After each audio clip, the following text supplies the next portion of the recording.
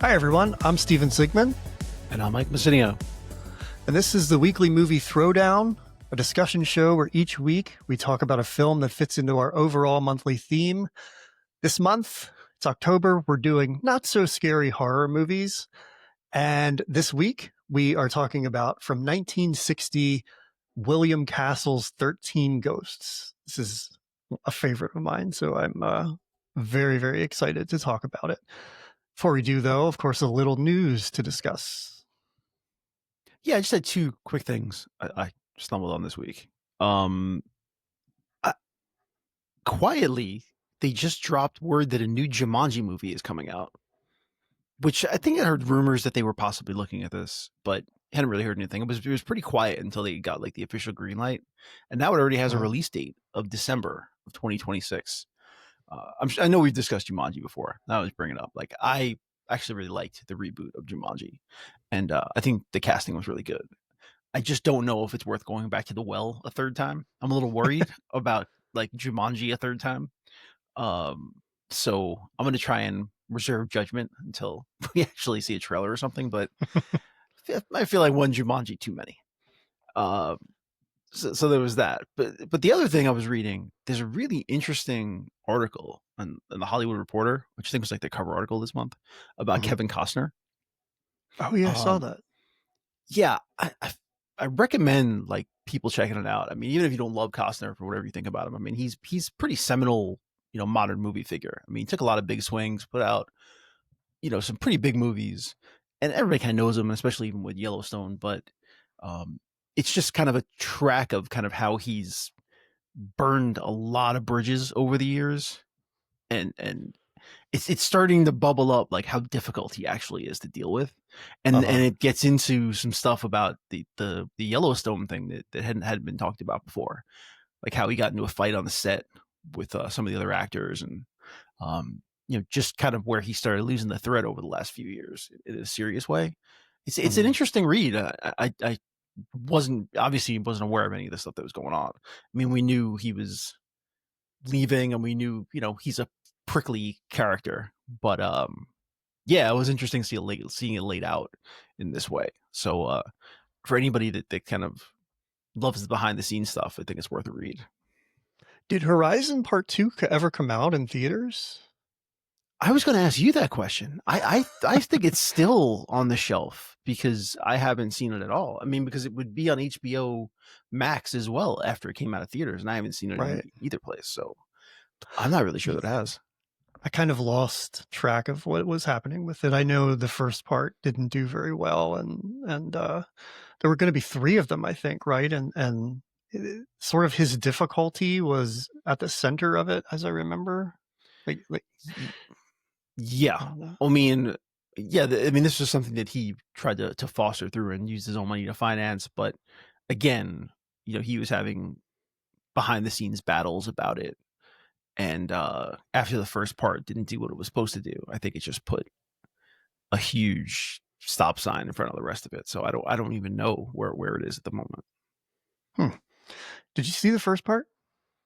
No. No. I mean, I looked at, because that's the thing. Like, I kind of was, by the time it came out of the theater, it was so fast, and then I was going to watch it on TV, and I knew the second part was kind of in limbo. And I just thought, dude, I'm going to spend 3.5 hours watching the first part of something that I have no idea where it's going. And I just decided to wait to see if the rest of it comes out, then I'll watch it all. Okay. Wait, are there going to be 3 of them or just 2? I thought it was a trilogy. I had heard there were 3 as well, but I don't know. I think I did hear 2 and 3, so I'm not positive, but I'd like to at least see a second part and know what's out there before I dive into that much time watching another Kevin Costner Western. So yeah, wow. I mean, that's ambitious. If you plan on making a 3-part film as an actor director in this day and age. Well, I mean, that's the hubris of Costner. I mean, in some ways, it's almost you have to commend him for it. I mean, he's definitely willing to put his money where his mouth is and step up. I mean, he wanted to get this done and decided to make it happen. It's very Francis Ford Coppola of him. So you have to respect that. You have to respect the game. But I don't know. Again, I don't know if this is going to work out well for him. I can't wait for that Making of Horizon documentary that's bound to come out Yeah. with all the craziness that happened. Hmm. Okay, so we have another death to report this week, and Diane Keaton passed away. Oscar-winning actress, beloved. She was fantastic. I know her mostly from The Godfather and Annie Hall, and a few other things down the road, but she was, like the outpouring of condolences online and just like memorials to her show me like what a huge influence she was, and just kind of a badass. And it's really sad to see her go. Do you have any favorite Diane Keaton films that you want to mention? I do. I remember Baby Boom being one of those movies that was on HBO a lot when I was a kid, and I watched that movie a lot. I remember it really well, and I really liked her in that movie. I mean, again, that's kind of like a actor showcase movie where the actor has to carry it, Mhm. and she was just so engaging, and I think that's a huge. I think it's a good encapsulation of just what made her engaging on screen.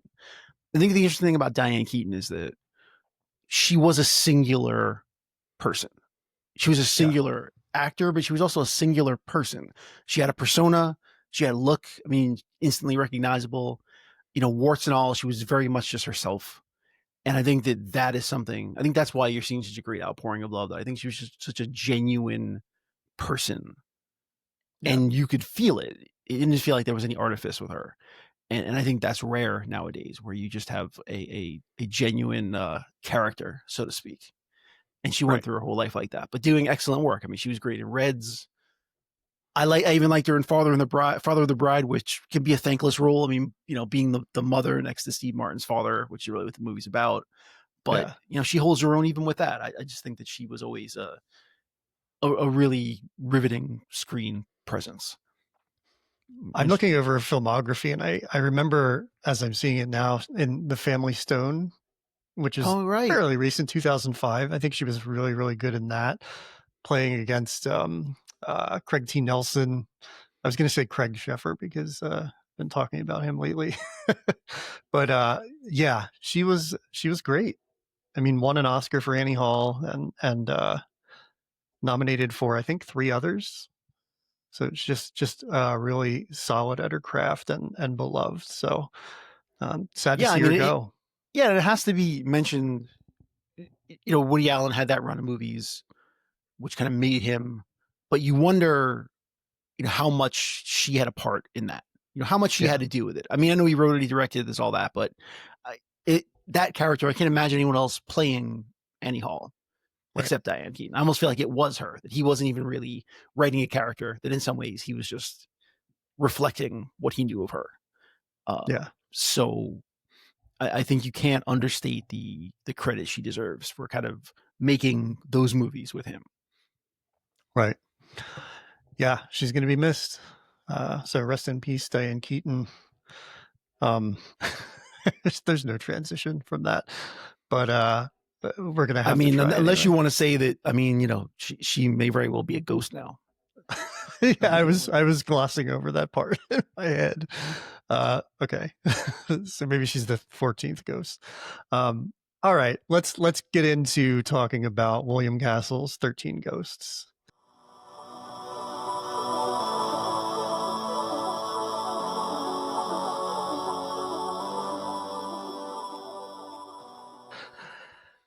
All right, I'm very excited about this one. There are some kind of sacred cow filmmakers that we are hesitant to touch on this show. I know that it's going to take a lot for you to talk about a Sly Stallone film, and for me, I kind of feel like Paul Thomas Anderson is that way. Maybe Jonathan Glazer, and for sure William Castle has been one of those for me. And but not so scary horror month seemed like the perfect place to fit him in because he was a horror director by and large, and a lot of his films, with a few exceptions, weren't all that scary.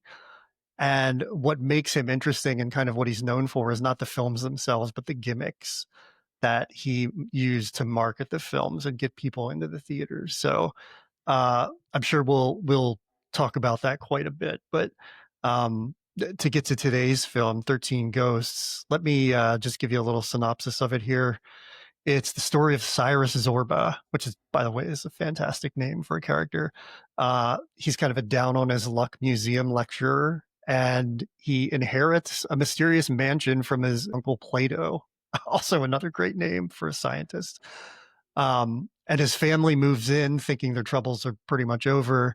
They find out, with the help of some special glasses, that the uncle has left behind, and we'll get into those a little bit later. He finds out that this house is filled with ghosts and kind of restless spirits, and they have to sort of discover why these ghosts are there and put an end to it in order to make everything right. What are your initial thoughts on this film? I can't wait. So my initial thoughts on this movie, I really like old horror movies. I mean, he worked with Vincent Price. Like that's kind of how I discovered William Castle too. Like I went through that Vincent Price period of going back and look at his old movies, like House on Haunted Hill, and I just really enjoy that feel. I personally am a person that believes that horror movies work best in black and white. I'm a fan of that. So I like to go back and watch the old ones. But this one, it so straddles the line between fun, slightly scary, but completely ridiculous at the same time. That it's a really enjoyable watch. I found myself, kind of laughing throughout most of it. And I watched it with my son, who my 10-year-old son, who actually liked it. After it was over, he's like, I really like that movie. And that was great for me, just to be able to find a fun old school horror movie to watch with him. That makes you so happy. Yeah, he's into ghost stories. I mean, the ghosts themselves. We'll talk about those. There's something else. Maybe a little more character development on those ghosts might have been helpful. I'm really glad you enjoyed it, and I think if your son liked it, there's a whole library of William Castle films that he would probably enjoy just as much. Some even like more ridiculous than this. So I suggest showing him The Tingler, showing him House on Haunted Hill, and it'll be a lot of fun. But I'd seen this many times.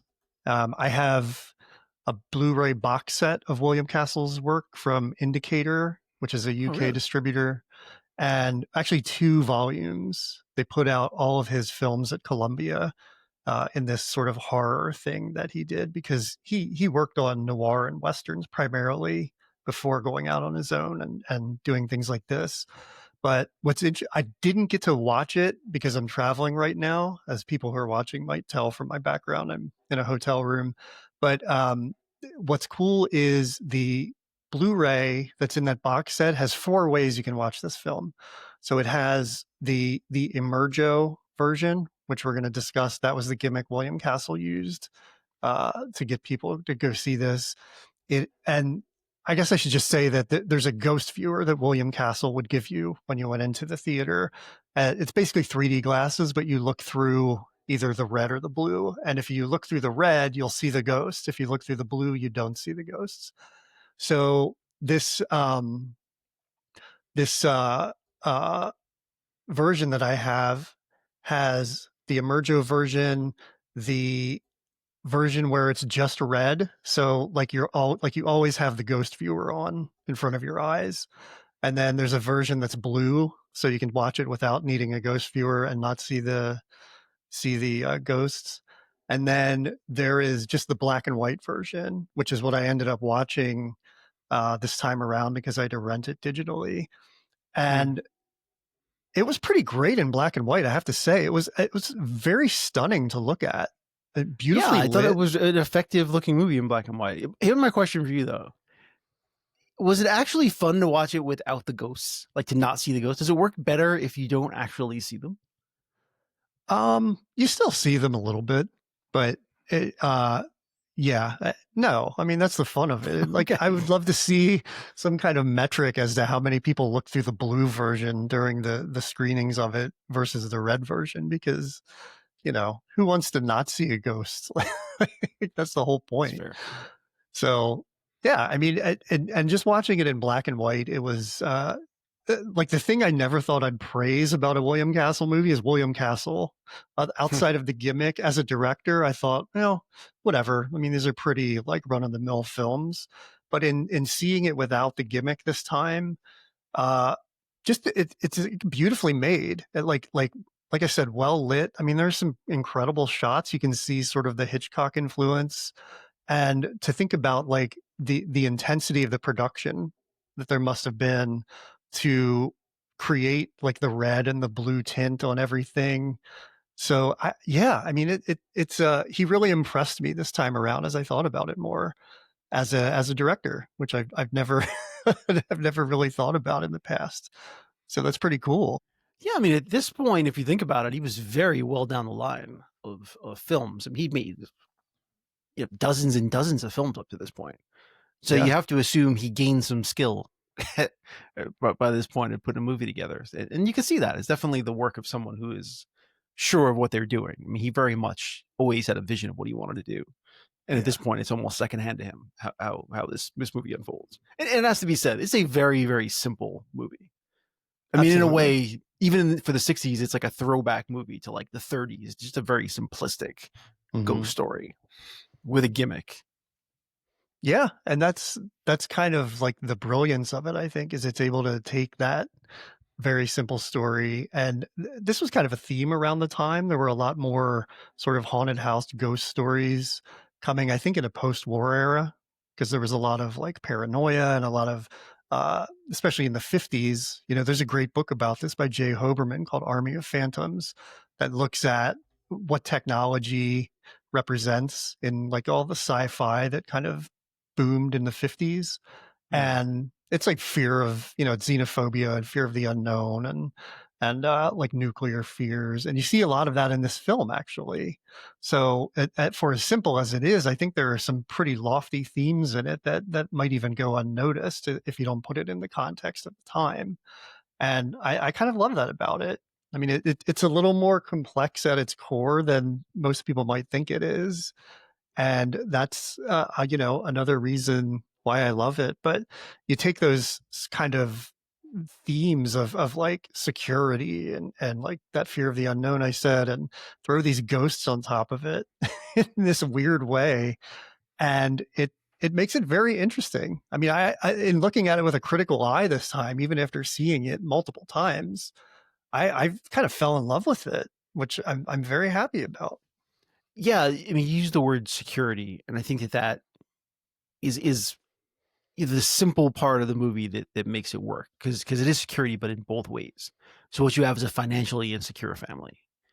And the question, of course, is like, how much are you willing to put up with? How far are you willing to go to have financial security, which is what he mentions, not having to pay rents, having actual furniture. The movie opens with furniture being pulled out of the house because they didn't pay for it. And I not that this is a commentary on the financial insecurity of the working class in the 1960s. Obviously, that's not what this movie is at all. But it is a nice juxtaposition between your financial safety versus your physical safety when you're Yeah. around ghosts. So Yeah, I mean that it works on multiple levels, which I think is pretty great. Let's talk about William Castle himself because he's a fascinating character, and this was just one of many gimmicks that he put out into theaters with these films that he was doing around this time. It's like almost a 10-year run of doing these things, and the gimmick in this film, as I mentioned, was Illusiono, and they always have to have an O on the end. well, hang on. Let's go back a little bit further, just to give a better idea of Castle.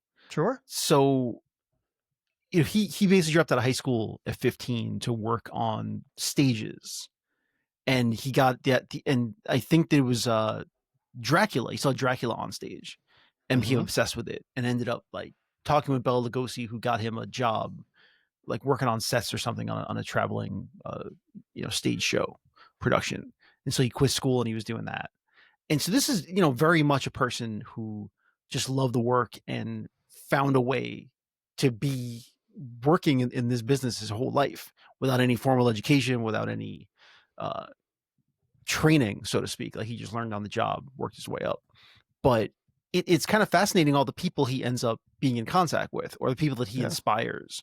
But anyway, so he ends up going to Hollywood in his early 20s, and starts at the bottom. I think he was doing like co-directing or what was it, like dialogue directing, something like that. He was the script supervisor. Yeah. Okay. Yeah. So he starts working as script supervisor, but he also directs, mostly B movies, and does quite a few of those. And he's doing that for the studio system. But around the mid 50s, I think it was, he decides to start independently producing his own movies. Right. And this is where the gimmick thing comes in, I think, because he's putting up his own money. He's trying to figure out a way to make sure he can bring audiences into the theaters. And because he also had like a marketing background, I think that he had done some work on that as well. He has a really good sense of how to get audiences into the theaters. And that is where the gimmick things start. Yeah, he was really, you mentioned he met Bela Lugosi, and one of the things that stuck with him outside of like kind of befriending Bela Lugosi during the Broadway run of Dracula is that they had nurses on hand in case anybody fainted. And that put the bug in William Castle's head about having gimmicks, like that kind of lived there. And a period before he went out to Hollywood, this is very interesting because I think it shows you how he was as a go-getter and how he already was leaning into sort of the gimmicks that he would put aside while working at Columbia for a while. But he got Orson Welles' phone number and persuaded him to lease the Stony Creek Theater to Castle in Connecticut. So he talked Orson Welles into leasing him a theater, and he put on I forget what the name of the show was. Oh, it's called Not for Children. Right. Das ich nicht für Kinder, something like that. And the lead actress in it is someone who left Germany. And so because only German-born actors could appear in plays performed in Germany, and I'm sorry, I'm getting this all wrong, but the point of it is that this woman was sort of like she left Germany. This actress, her name was Ilan Schwanke, and Hitler sort of indirectly asked her to come back because he wanted German-born actors to be in German-made productions at like very roundabout way. He didn't call her up or anything, but William Castle leaned into this because she did not want to go back.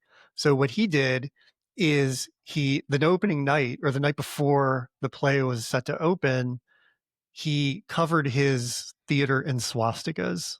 And then he went in the paper and said, "This woman is saying no to Hitler."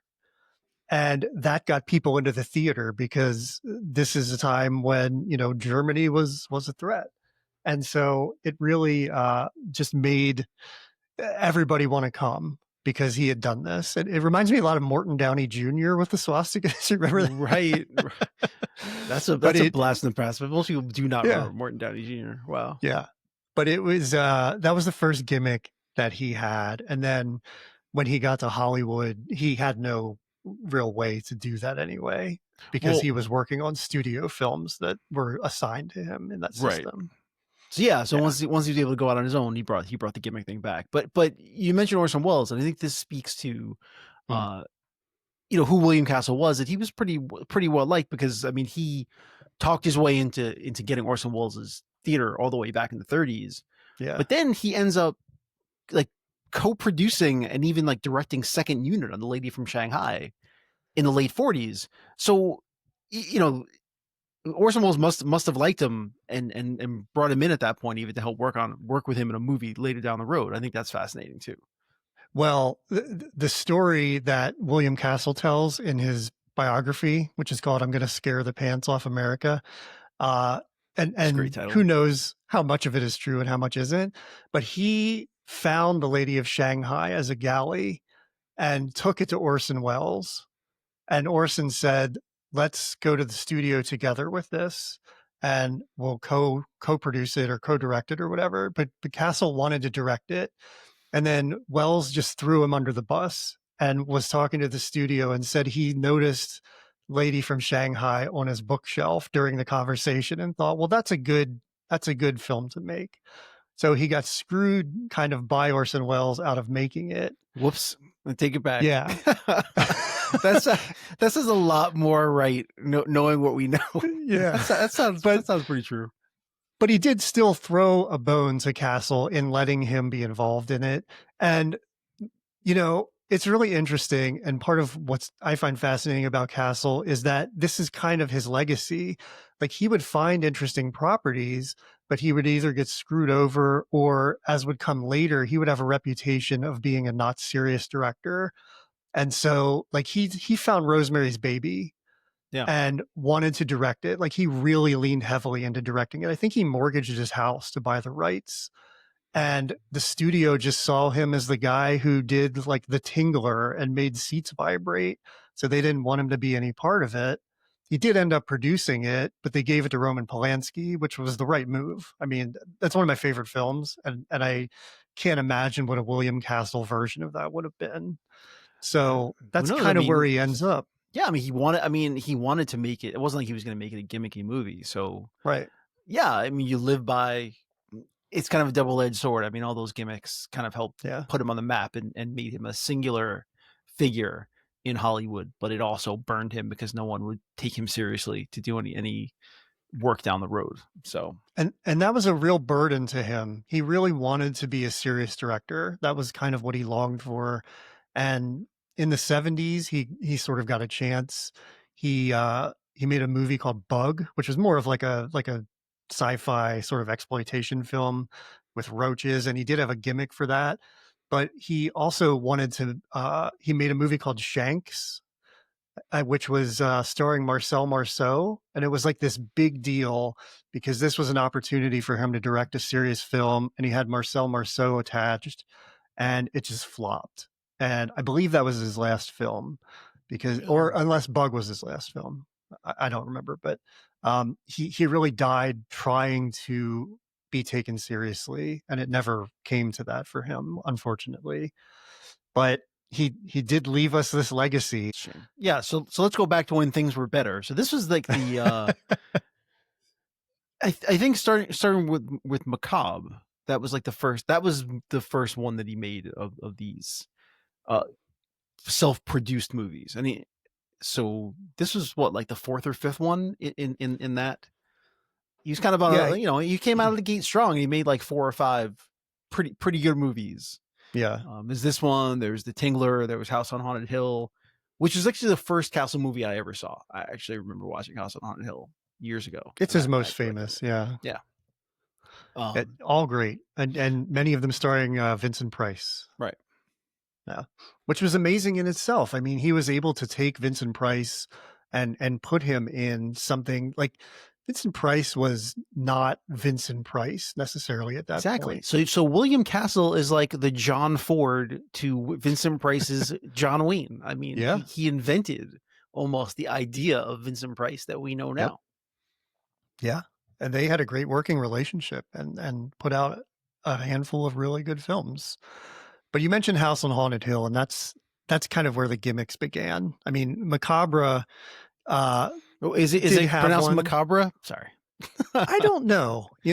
Macabre or Macabre. I went with Macabre this time. I feel like that's what more people say, but who knows? We go whatever. We'll say Macabre.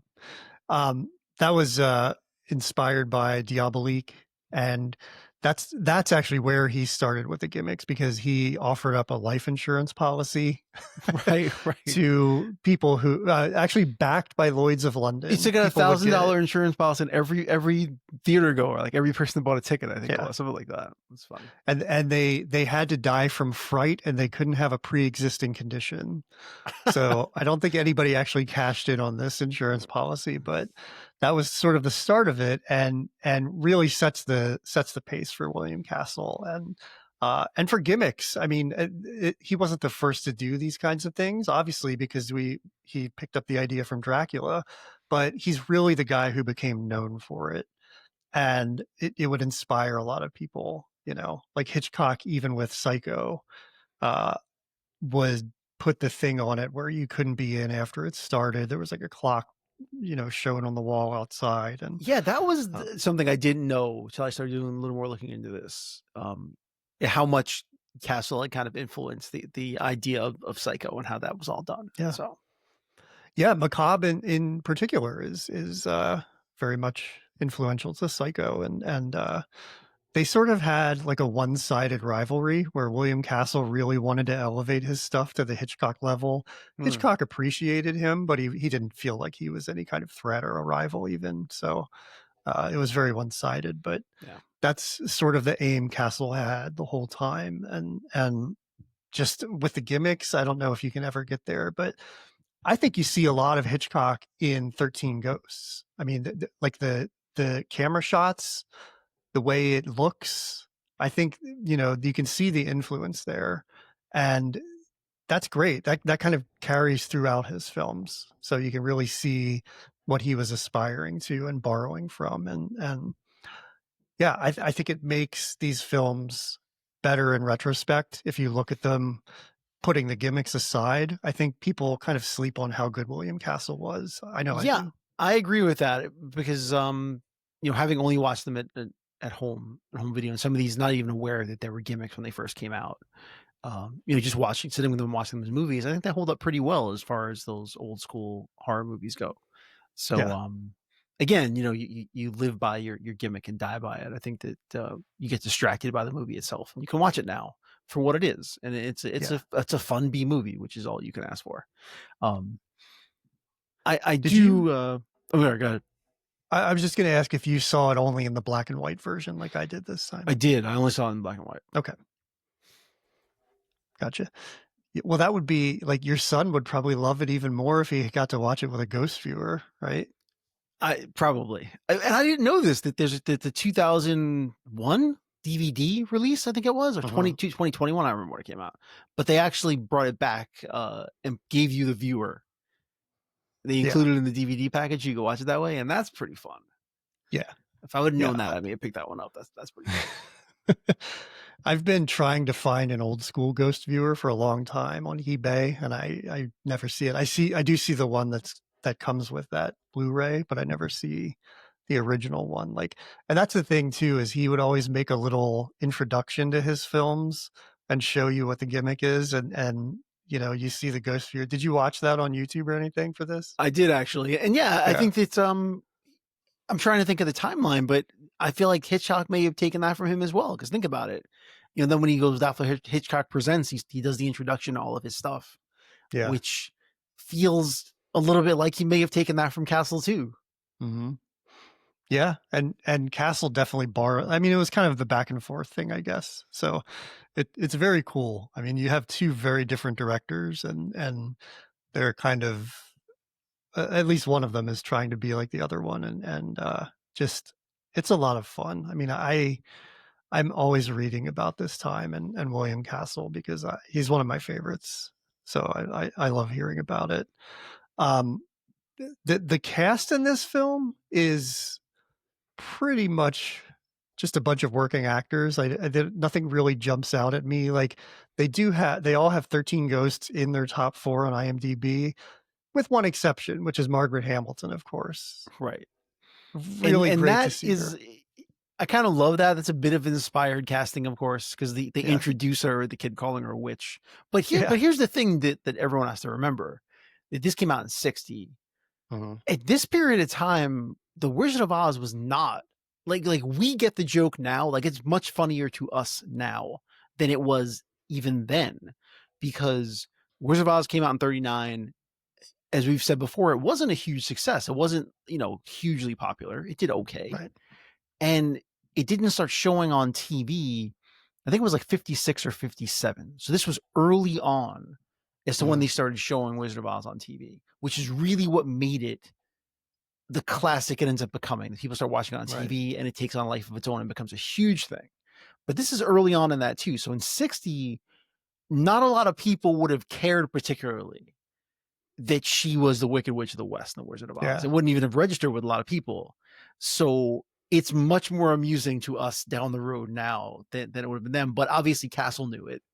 And I'm sure that's why he cast her. And the jokes are kind of almost for him and for the people that are there. Because not all the theater goers would have even gotten it or cared about it. But I do love that. I just think that's, again, a bit of inspired casting. And even the end where she gives a little wink to picks up the brew and gives you a little wink, knowing that. I just love that idea. It's a fun thing, and I appreciate that because it feels like something that would be much more common nowadays, Right. with all of that, looking at the camera, fourth wall kind of stuff. I think back then that was probably fairly shocking. I can't think of a lot of instances where there's like a meta joke, within a movie, and I could be wrong, but it feels like something to me that I had not seen very often in movies from that period of time. I think you're right. I hadn't really given that much thought, but yeah, that's not something you probably saw a lot of back then. That could have been something put in there by Rob White, who wrote this film, and he worked with Castle on quite a few of these gimmick films. And I think it's interesting to note that Rob White writing these films is tonally, they're very different in some cases, like Macabre and Homicidal, which would come out in 1961. They both have gimmicks, but those are very dark films. Like, they're not comedic or sort of light the way this is, or House on Haunted Hill is, or even The Tingler. So it's very interesting that Rob White would be able to write those two different tones working with Castle, and that Castle could adapt to that as a director. White didn't do very much beyond that. So maybe that kind of like working with William Castle was sort of a scarlet letter for him. I don't know. But he gets writing credit on the remake and actually the remake of House on Haunted Hill, as well as this, and for the source material. But yeah, I was going to ask you about that. I didn't know if you knew anything about him, but I noticed that too, that his credits just kind of drop off a cliff. And yeah, I don't know why, unless he passed away or something. But no, he died in 1990. So yeah, I don't know. How do you how do you follow up working with William Castle? He did write 8 episodes of Perry Mason, so maybe that's where no complaints there. I just love the old Perry Mason show. So. Yeah, that's really fun. But yeah, the cast in general, like, they're fine. They look very much like the people of that time and the characters of that time. And the guy who plays Benjamin Rush, the bad guy, so to speak, he ends up. I know him from like the Adam 12 TV show. Oh, yeah. That's the only thing I kind of like recognize. He's the only actor in the movie that I recognize from something, obviously, other than the obvious. But all the other actors, yeah, I remember him in that old TV show, Adam 12. I didn't recognize any of these people. No. And looking at their IMDb filmographies, I don't see much that I would have watched. So yeah, don't even ask me why I was watching Adam 12. I'm sure it was like on Channel 11 at some point in my life, or like Nick at Night or something. I have no idea, but I watched some episodes of that TV show. I don't know why. That's really funny. Hey, there wasn't a lot of stuff on TV back then. You had to watch what you could get. So yeah, that's true. I want to talk a little bit about the legacy of William Castle, because in particular, I've been thinking about, I feel like large format is kind of a gimmick these days, almost in the vein of William Castle. And I was thinking this would be the perfect time for a revival of these films, putting the gimmicks into it, because they all happened during the viewing in the theater. And a big part of why they didn't work is because of the labor that went into them. And there's if you watch Matinee with John Goodman, it's based on William Castle.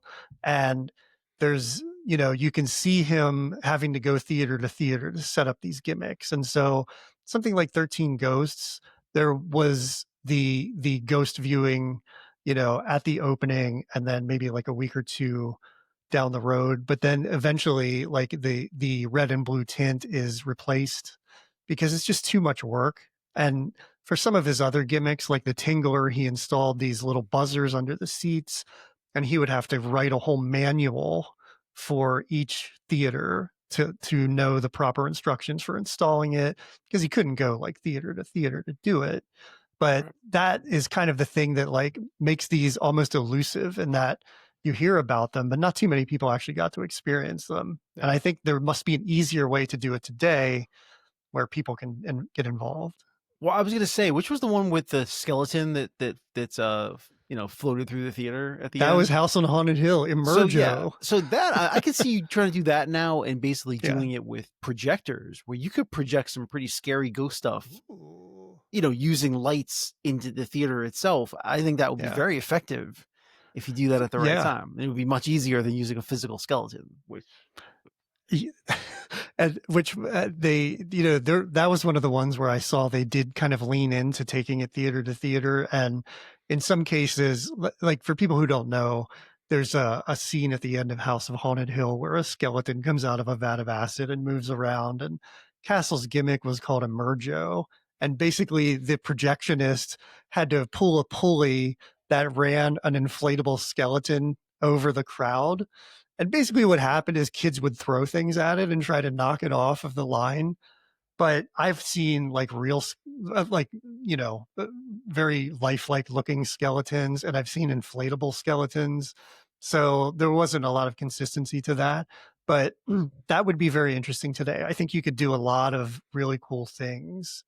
And and there's also something to be said for just bringing Emergo back and floating a skeleton Right. for the campy Well, value of it. I wanted to mention that there were some theaters, some revival theaters, including the Film Forum, which you and I have been to, that they Yeah. supposedly had done screenings of this where they brought Emergo back, and Amazing. they floated the skeleton. I did not know that. If I would have known, I probably would have tried to go and see that. Yeah. But a few of these old school art house theaters have actually brought it back when they've done revivals. I think that would make a great road show, and it's something that would get people into theaters again, like, 75 years later. That would be amazing. So hopefully people are doing that. I don't know, but Yeah. it's a gimmick. Let's talk a little about the movie itself. I mean, like I said, you can watch this movie on a lot of levels. I mean, one, there's some parts that, it's an old school horror movie. So it's not particularly scary. It is kind of funny though. There are just a few things that are, pretty funny. I appreciate the opening sequence, by the way, where it shows you all the ghosts and they're coming at you. It actually made me think that the original version was in 3D, but it wasn't. But that effect of the ghost coming right at you is actually pretty good. Just even to open the movie. I like that. But I love even for the opening sequences, was thinking like two things. One that I've never seen a better natured group of broke people in my life. Yeah. Like they're just very matter of fact about the whole thing. They're fine with it. People pulling furniture out of their houses, and they're okay. They seem good. I mean, that's a good attitude to have, I guess. They seem pretty nonplussed about the whole thing. Yeah, it's very funny. I mean, that's how we're introduced to Sai's wife, where the furniture people are coming to repossess, and they have like a very wholesome, lovely birthday celebration for Buck the son, just sitting on the floor. Yeah, so first of all, nice. though, they're like, what was your wish? And he's like, I don't want to tell you. And like, well, you have to tell your birthday wish or it won't come true. I'm like, that's a total lie. That's crazy, You're right? not supposed to tell your wishes. Come on now. Well, do you see what happens? You get a monkey's paw of a wish. You get the creepiest delivery man of all time. Yeah. So my question was that delivery man already en route, or did the wish just manifest him at the door? And why would a delivery man ring the doorbell and then hide in the corner in the dark? It's like the worst delivery service of all time. He looked a bit like Marty Feldman. Yeah, that was just really funny to me. What the hell? Yeah. And of course he gives them the good news, the quote unquote good news. So, but yeah, there's a lot of camp in it, of course. And there's there's fake money that is very, very fake, it looks like Monopoly money. I love that. The ghosts themselves are, we need to talk about them because they are like the most cartoonish, ridiculous ghosts you'll ever see. It's very it felt very Scooby-Doo to me. Yeah. Which again, it's not a bad thing. I mean, there are worse things to be than Scooby-Doo. But here's something for you. The Ouija board. I actually had no idea that the Ouija board was named for the French and German ways of saying yes. I It's didn't. not. It's not. That's Oh, a they made myth. that up. Yeah. Damn it. Yeah.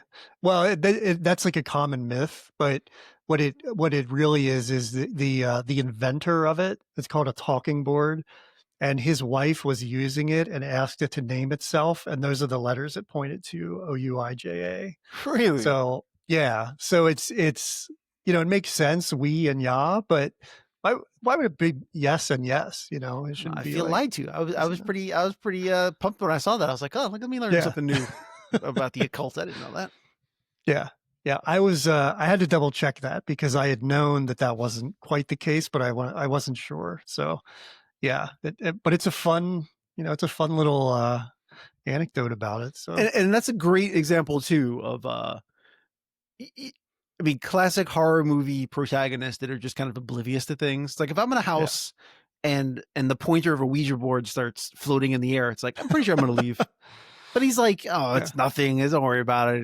And I guess might be a red flag. But the best part though is that he goes into that room, the secret room, puts on the glasses, see these ghosts. Mhm. They become like a giant spinning fireball that comes right at him. It disappears, and then the door opens.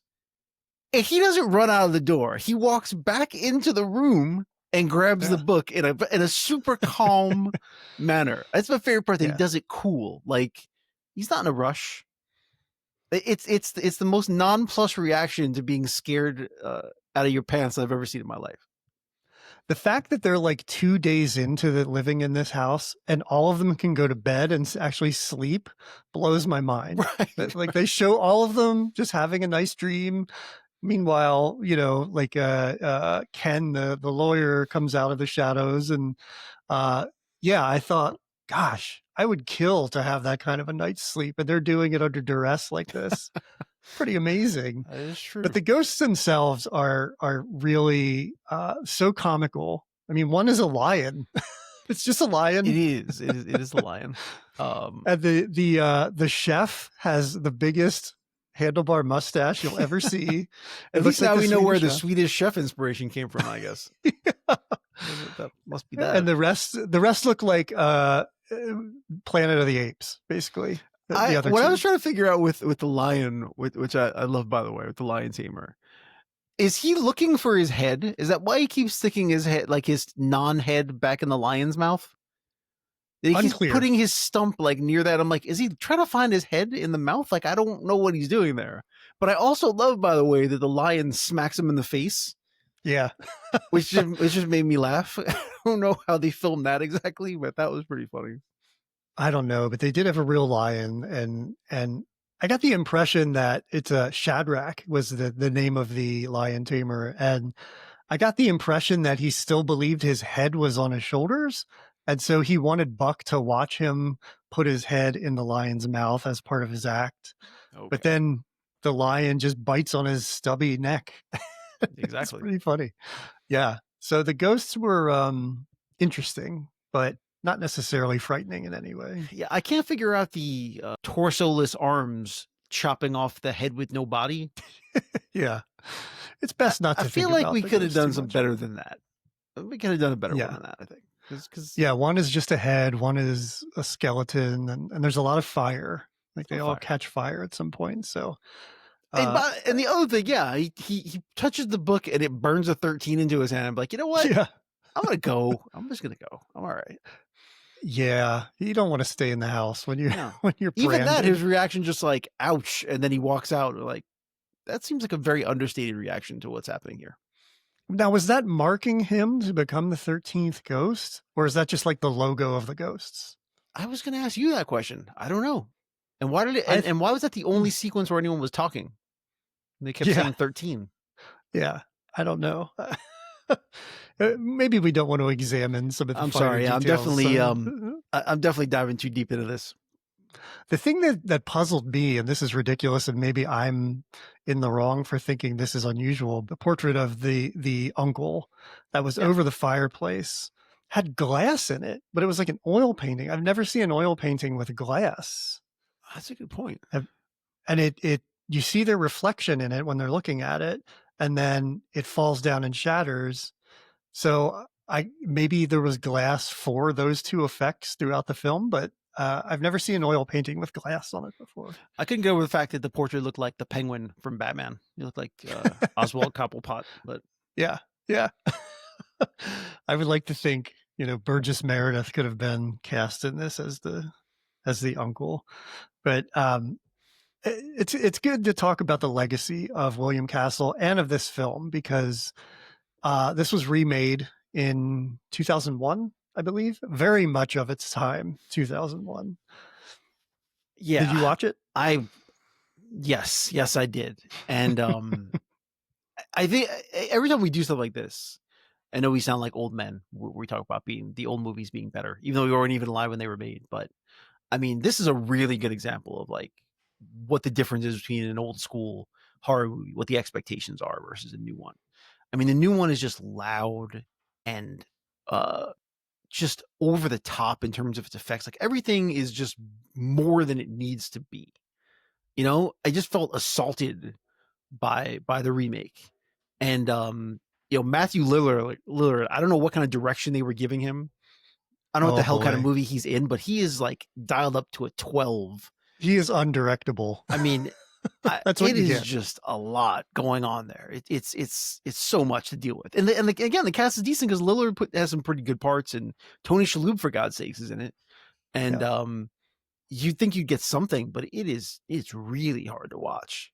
And again, they just toss out the original premise right out of the gate because the whole point of the original is about money, and they dispatch with that very quickly in a way that's almost completely tossed away, where if you didn't see the original, you'd have no idea what was even going on in a way. And this idea, the concept of making like a glass house with all these moving parts and stuff, it seems cool in theory. I mean, as a concept, it's actually kind of fun. But much like maybe like the William Castle gimmicks themselves, like after about 20 minutes, that no longer works. Like it doesn't hold for an entire movie. And then the whole thing just starts collapsing on itself. And and again, it's just you ratchet up the violence, and you have to have a naked ghost for no reason at all. Like there's no reason for that. Like you do, you have to have that. And so it's a really good example of like what works in the 60s versus what's expected in 2001, which is just something that's noisier and dumber and bloodier and more adult, wherever you want to say it. And I just found myself being turned off by it completely. And maybe a lot of people were, because I think the guy that directed that, who started out in visual, he started out in visual effects. I mean, he made Ghost Ship right after that, but I guess he must be in movie jail or something because he hasn't made a movie since Ghost Ship in 2002. So I don't know. Yeah, he worked for ILM, and that was kind of the thing that he did the most. And we should say that. First of all, I want to say that it feels like 13 Ghosts through the filter of like Korn, the band Korn. That's a great. Yeah. So it's very stylized to its time, 2001. But this was the second film by Dark Castle Entertainment, which is a production company founded by Joel Silver and Robert Zemeckis, among other people. And the sole intent of Dark Castle initially was to remake William Castle films, because he had such an impact on those guys. And I think Joe Dante was involved too. He was another one. Well, he made Matinee, and because of William Castle's just like effect on them. And John Waters is another one. I mean, you can look at anything about William Castle and you'll see John Waters as a talking head. Yeah, John Waters even played William Castle in that TV show Feud. Yeah, that's right. Which was pretty cool. Yeah, so he had a really lasting impact on horror, I guess, but I don't think Dark Castle is around anymore, or if they are, they've moved into original films and kind of abandoned the William Castle thing. But they did a remake of House on Haunted Hill, and they did 13 Ghosts. Yeah, it's pretty disappointing to think that these guys were so influenced by Castle, and then to watch what they did with Castle's movies. Yeah, and I'm not sure why they thought they had to make them, turn them all up to the highest level possible and make them just kind of dumber and as violent as possible. I think that's kind of a misstep. You could have found a middle ground there where you could have kept the original idea of them and even made them maybe PG-13 movies and kept the spirit of it. Yep. but I made it agree. more modern, which I think would have worked. I think that would have been a better idea because we already have hard R horror movies, and we have enough, more than enough of them. I think keeping the spirit of like almost like a family horror movie um, would have been a smarter play here. But again, that may be my own personal bias because I've said before, I'm in this period of time where I'm trying to find PG-13 horror movies to watch with my kid, and I'm having a very hard time doing it. I think you're absolutely right. I mean, the spirit of William Castle is campy, fun. I mean, he wanted young people to Right, it come was see really his for films. kids. I mean, that's who he was Yeah, making these movies for, and a lot of the people that love them, and even people like Zemeckis. I mean, they were kids when they saw them, and right. that's what influenced them. So, I'll never really understand that. I just think there's a huge opening to make these kinds of movies for young people, and bring them in. But I Yeah, don't know. we'll probably never see it, unfortunately. But yeah, I think that legacy lives on, and you can find a lot of people talking about William Castle still today, whether it's on podcasts or in books, and he was just legendary. I mean, you might not even know who he is or didn't before this, but you probably have seen something influenced by him, or his work without knowing who he is, and it's just I'm so glad we can talk about him because I am such a huge fan. Like, and I just really, really love him and his work. So, and like the legacy of it because it's so goofy and it's so, like its own thing in that time. I mean, it like straddles horror and comedy in a way. And it even did back then, I think. Right, and we talked about that, the idea of Scream bringing in this modern thing of mixing horror and comedy, but in some Yeah. ways, Castle was ahead of his time even then, like, kind of mixing those 2 genres, seeing how close together they really are, and, he was always mixing horror with camp, and, yeah, I just think that, as we go back and we look at the history of film, and we're always talking about it, that there are very few true iconoclastic, uh, almost I don't wanna use the word visionary exactly, but these singular figures in Hollywood Uh-huh. that whether or not they reach the success that they deserve, they change Hollywood in a way that alters the way films are made or alters the way that we see them.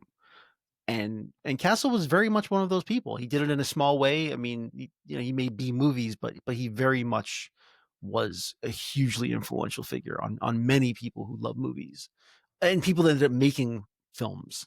But even for moviegoers, not that maybe they don't even realize how much of an influence he was. But Right. his influence is felt far and wide in the stuff that we see. It's also worth noting that he went in his time at Columbia. Harry Cohen, the head of Columbia, really loved him, and he's notorious for just hating everybody.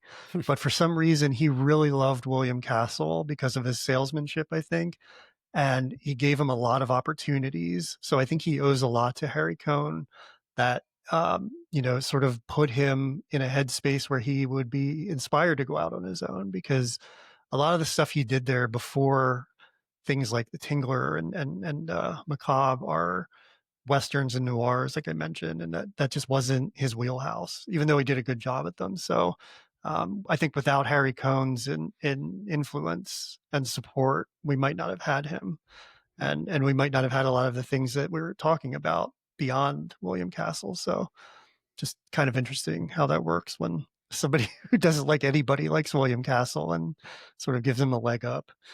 Um, did you have anything else you wanted to mention? No, no, I'm happy to leave it there. People should go out and see the movies, and they should read more about him. I think he's worth knowing about. Yeah.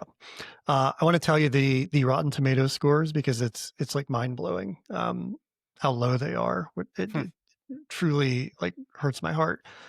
29% critics rating, 42% audience rating, and they've had what 70, 60 years to to reevaluate I this. mean that is kind of shocking. I can understand critics not liking it, but as far as audiences go, I mean, I guess these are more modern audiences watching this, and I could Yeah, see thinking it's hokey. Um, but there's just a certain charm to it. I don't think that I think people. I always try to tell my kids this that you have to watch a movie and appreciate it within the yeah. context of the time it was made. try not to watch it exactly as you compare it to a modern movie, but you have to compare it to what was being done at the time, Hmm. and just take it for what it is. And I think if you look at this kind of movie like that, in the period that it was made, it's fun. It's obviously not great. I mean, look, please don't get me wrong. It's not a great movie by any stretch of the imagination, but No. it's an enjoyable movie. And again, the difference between the new one and the old one is the old one was only an hour and 20 minutes. The new Yeah. one stretches to like an hour and 45 minutes, and it feels like it never ends. It's a pretty By the simple story. way, the Rotten Tomatoes ratings for the new one, critics rating 19 and audience rating 49. So audience a little better, I How think, can because that they're used be? to the contemporary That's what I thing. mean. How could that even be? It is in no way a better movie than the original. Not even No. close. Nope. It feels like the new movie is like a genuine assault on your senses for no reason. Yeah, it really is. It feels like MTV or Yeah. something, and it's just not. But I would imagine most of the people who would rate this haven't seen the original, which is sort of a disservice to them. So hopefully they'll go out and watch it, and maybe they would change their ratings. But all right, well, that's it for 13 Ghosts. We'll leave it there and move on to what we watched this week.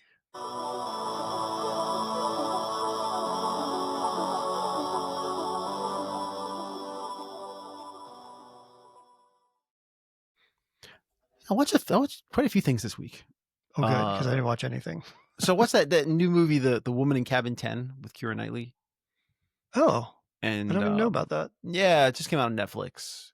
So it's based on a book about a woman that supposedly sees someone go overboard in a boat, like a fancy yacht that these rich people are. It's pretty serviceable. It's a very mediocre whodunit. It's fine. There's Hmm. nothing particularly great about it. And once you know, you can figure out what's happening pretty quickly. And once you know, it just becomes, more of a not really a chase movie, but a exposure movie where she's trying to expose what's happening. It's nothing Right. great. I don't particularly love it. It was fine. It's what didn't overstay its welcome that much, but it didn't really feel like it earned its keep as I was Yeah. watching it. I guess the best way to say it. Okay. So watch that. I watched. I went back for some reason. I've been meaning to go back and rewatch The Firm. I think maybe because The Hmm. Rainmaker came out as a TV show, and I was thinking about Grisham, Right. and I wanted to go back and watch like the first Grisham adaptation. And I hadn't seen this movie in a very, very long time. Even forgot that Sidney Lumet actually directed it. But Yeah. the whole time that I'm watching, I'm just thinking, this is Sidney kind of. Pollack, right? Oh, I'm sorry, Sidney Pollack. Jesus, yeah, it's a big A difference. different film. Big difference. But you're just watching and thinking, there's no way this kind of movie gets made now. Like none. No. Just a slow burn legal thriller where the climax involves making photocopies, and you're like, there's just no way that this is gonna get made now. It's shocking it was even made then, but it really works. I mean, as far as just being a thriller, it plays really well. And I Tom Cruise has two excellent running scenes in it, so that's good. and like a cartwheel scene or something, right? That's right. In He front of does yeah. it's a cartwheel and flip. The Very the impressive. closest thing to this, like I kept thinking about this when I watched Relay. Like that was kind of the modern day version of what this would Yeah, have been. that's a good point. You're right. There is something to that. And maybe subconsciously that's why I was thinking about The Firm too. Like after watching Relay, I was just Yeah. kind of thinking about those vein of movies. But yeah, that period of time was just like the heyday of those legal thrillers. I mean, there were so many of Yeah. them, and I really liked that genre. I maybe because I watched a lot of Perry Mason when I was a kid. I'm always a Thanks, fan Rob of Weiss. that. Say what? I said thanks, Rob Weiss, Yeah, the exactly. So writer. I'm always a There fan you of go. that slow burn legal thriller. So I miss that period. So Yeah. rewatch The Firm. I think the closest thing, like the only things we have that shows you how few and far between they are, is Michael Clayton in 2007 and Absolutely. Relay this year. So that it's a dying genre. That's unfortunate. And I went to go see Roofman in the theater. Ooh, how was that? Yeah, it was either that or Kiss of the Spider Woman, and my gut was telling me that Kiss of the Spider Woman would be out longer. There's just something Oh, that kind of made interesting. me think that it might be around for another couple of weeks. And I Mhm. don't know if Roofman will be around as long. Maybe I'm wrong. I'll tell you in 2 weeks if I miss Kiss of the Spider Woman. But I rolled the dice, and Roofman was good. Although another one of those movies where if you watch the trailer, I don't necessarily think you know what you're getting from it. Right. It's not as light and fluffy as the trailer might make it out to be, but Oh, a pretty incredible story. And, the fact that it is a true story, and yeah, there's just this character study of this guy, living in a Toys R Us and trying to get out. Let's put it this way: the way the movie ends, you would think that it was hokey if it wasn't true. right. So there's that, but I liked it, but I do think it was about 15 minutes too long. It was about 2 hours and 8 minutes long, Okay. which is a little longer than it needed to be, I have to say. And I know I say this about almost everything, but it dragged a little in the middle. I feel like you could have tightened up some of those things Mhm. before you got to the climax, which again, you kind of knew what was coming. You could see it on the horizon exactly how it was going to play out, and so I feel like you could have gotten there a little bit faster. But I'm overall, it was glad to good. hear. Yeah, good. I was gonna say I'm glad to hear it was not as like light as it seemed in the trailer, because the tone of it made me really nervous. It's Right. directed by Derek Cianfrance, who is not known for comedy. I mean, he directed Blue Valentine and The Sound of Metal, so I would not expect a Channing Tatum Yeah, comedy from him. it's much more. I mean, yeah, I think Sound of Metal is yeah. I mean, he does character studies in a way, and that's really what this Hmm. is, the character study about this guy and his mistakes and him grappling with things. Um, so it's not necessarily light and fluffy, but I do think, yeah, I think this is a really good role for Channing Tatum. I like Channing Tatum as an actor. I always have. I don't think he gets kind of the credit he deserves for being just a very a good physical presence, but also being just a really affable on screen presence. And I Yeah, think that he's what was needed for a role like this, because again, it's a deft touch. I mean, obviously he's a criminal, and but the point is that he's a pretty good natured guy. I mean, part of it comes from him just being a good natured person, thinking that he's doing the right thing in some ways. yeah, And Channing Tatum has a really good ability to pull that off, just being a pretty likable screen presence. You could see why yeah. people would want to believe him and how people would fall under this character's spell in a way with Tatum playing the character. Right. Yeah, I do also think he's underrated. Very funny, just Yeah. and that physicality, like, yeah. So good. I didn't watch a single thing this week because of Really? traveling and Well, how's any this? free Wait, I'll give you time. something to talk about, because I also watched, Okay. like I said, trying to find PG-13 horror movies to watch with the kid. And we watched Drag Me to Hell, Ooh, the Sam okay. Raimi movie from last year, which I'd never Yeah. seen before. And Yeah. it was PG-13, so I decided to roll the dice with it. And Yeah. it was a pretty good time. Maybe a little more vomiting in mouths than I may have liked, which, Yeah. but It's Sam Raimi. yeah, exactly. That's what I was trying to explain to them, my wife and son, because they were just grossed out by it. I'm like, yeah, that's kind of what you're gonna get with him. But Yeah. one scene too many of vomiting in the mouth, but it was effective. It really was, and I have to say, I was surprised by the ending. So it was pretty effective in that way. I was curious what you thought about it, because I'm sure you've seen it. I really liked it. I think great performances, and for the fact that it's PG-13, I think it really does a lot.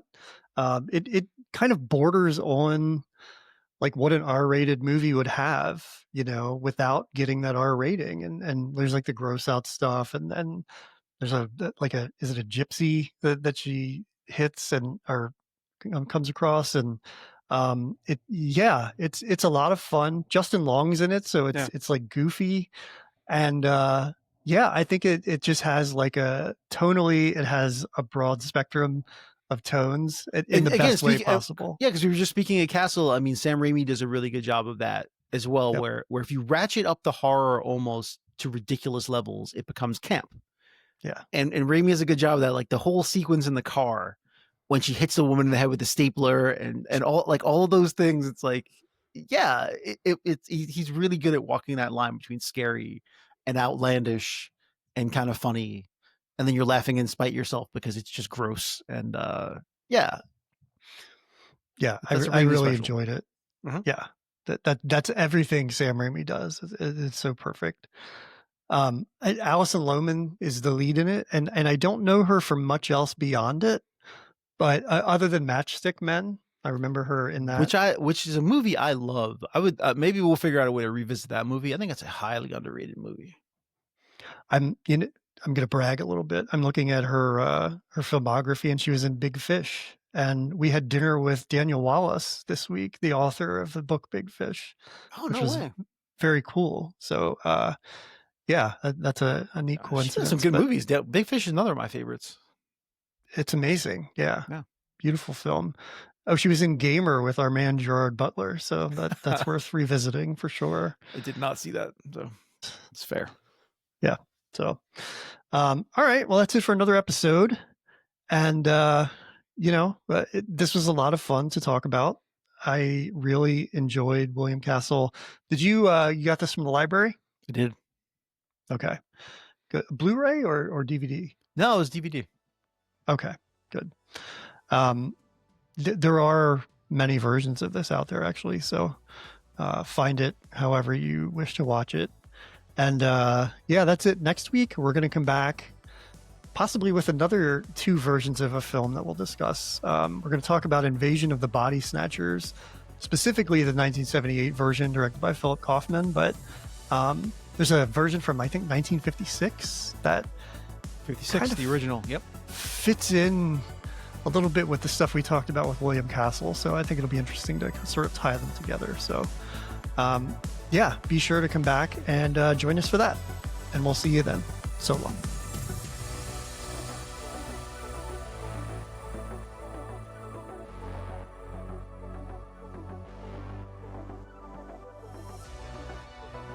As always, thanks for listening to the Weekly Movie Throwdown. We'll be back next week with another exciting episode, so be sure to subscribe to the show wherever you get your podcasts. And for even more from us, visit moviethrowdownpod.com or connect with us on social media. We're Movie Throwdown on Letterboxd and at Movie Throwdown Pod everywhere else.